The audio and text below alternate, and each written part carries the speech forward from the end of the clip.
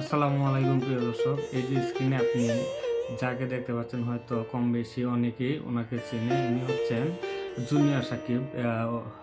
উনি জুনিয়র সাকিব হওয়ার কারণটা হচ্ছে আপনার হয়তো সাকিব খানের মতো কিছুটা কথা বলতে পারে, তাই নিজেকে জুনিয়র সাকিব দাবি করে। যাই হোক, ওনার স্ত্রী নায়িকা শিকা, তো আগুনের শিকা, উনি কি করছে জানলে আপনারা অবাক হয়ে যাবেন যে উনি ওনার যে পুরুষাঙ্গ কেটে দুই ভাগ করে ফেলেছে। প্রিয় দর্শক, এইটা আসলে খুবই মর্মান্তিক ঘটনা, খুবই দুঃখজনক ঘটনা।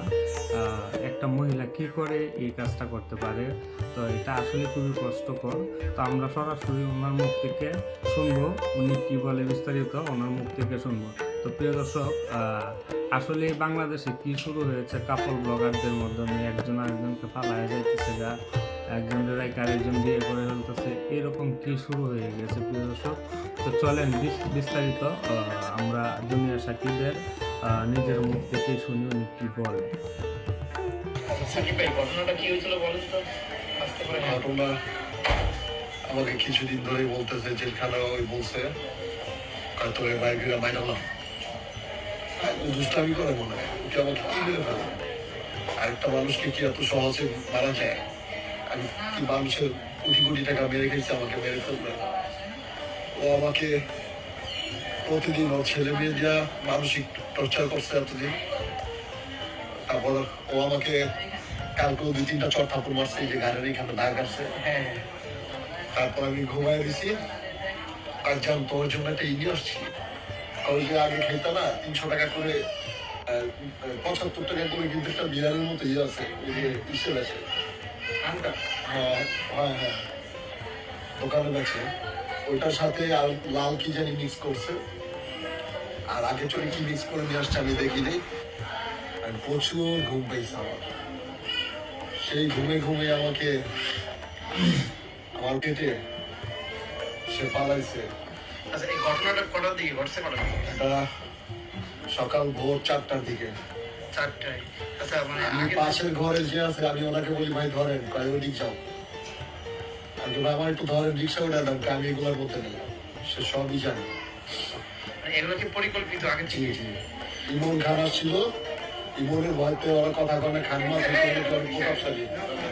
খান মাসুদের বাতিজা ইমন খান, ও আইসা আর শাওন গাজী, এই 3 জনে মিললে আমাকে মেরে ফেলার প্ল্যানিং করছে ভাই।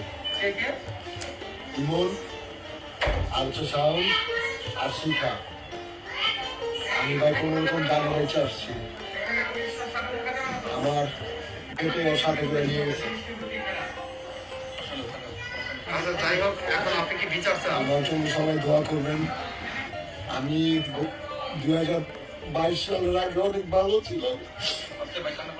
আমি কিন্তু অনেক ভালো ভালো অভিনয় নিয়ে আমি স্বপ্ন দেখছি। 22 সালের পরে আমার কোনো কন্টেন্ট নেই, কোনো নাটক নেই। শুধু কি জানেন, মানুষের নিন্দা অবহেলা।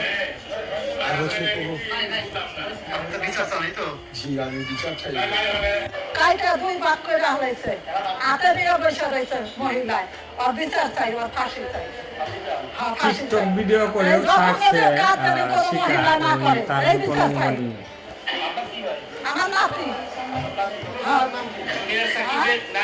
জুনিয়র সাকিবের নানি উনি। আমি জুনিয়র সাকিবের নানি। আপনি কি বলেন?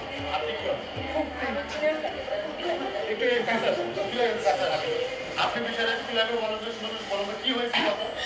কি হয়েছে তা তো আমি সঠিক জানি না। শুধু আমার একটা ফোন আসছিল, আমার ভাইয়ের ছেলে মেজোটা ফোন করছে যে ফুটি, আমার ভাইয়ের জুনিয়র সাকিব অনেক অসুস্থ, সে হসপিটালে ভর্তি আছে।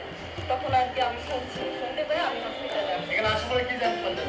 এখানে আসার পরে জানতে পারছি যে তার বউ ওই শিখা খান, সে একটা ভয়ানক মহিলা, বুঝছেন?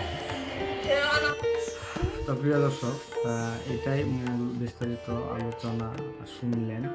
তো এটা গতকাল ভোর 5টা অথবা 4টার দিকে এই কাজটা করা হয়েছে। তো একটা পুরুষ অঙ্গ কেটে ফেলা, একটা নারী কত বড় কলিজা, কত বড় সাহস হলে সে এই কাজটা করতে পারে, এটা আসলে আমাদের বোঝার বাকি নেই। তো এর মধ্যে কিছু নারী মানে এটা নিয়ে ট্রল করতেছে, যেমন হিরো আলমের সাথে যে ইয়ে করে আপনার বিভিন্ন ভিডিও শুটিং করে। তো রিয়ামণি উনিও তো নায়িকাই, ওই নায়িকা রিয়ামণিও কিন্তু আপনার বিভিন্ন কথা বলছে যে এটা নিয়ে ট্রল করছে যে পুরুষ মানুষকে এভাবেই শিক্ষা দেওয়া দরকার। আসলেই এটাও খুব কষ্টকর যে এই কথাটা একজন মহিলা কিভাবে বলতে পারে, একজন মহিলার মুখ দিয়ে কীভাবে আসে। তার মানে সেও এগুলা কাজ করতে পারবে এবং এগুলা কাজ তার পক্ষে সম্ভব কোনো ব্যাপার না।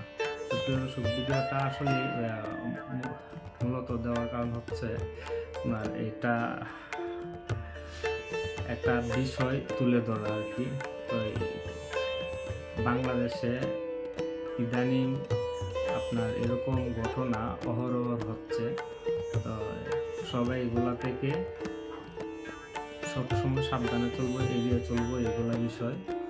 একটা অপরাধ করার আগে মনে হয় না যে কি হবে না হবে, অপরাধ করার পরে কিন্তু আপনি বুঝতে পারবেন আসলে কত বড় অপরাধ করেছেন। এটার ক্ষমা নেই, আপনার শাস্তি পেতেই হবে। বেঁচে থেকে শাস্তি পাওয়াটা কত কষ্টকর, মরে যাওয়ার চাইতেও কিন্তু আপনার এইগুলা আরও বেশি কষ্টকর, বেঁচে থেকে শাস্তি পাওয়া। তো এগুলা কাজ কেউ করবেন না। ভালো থাকবেন, সুস্থ থাকবেন।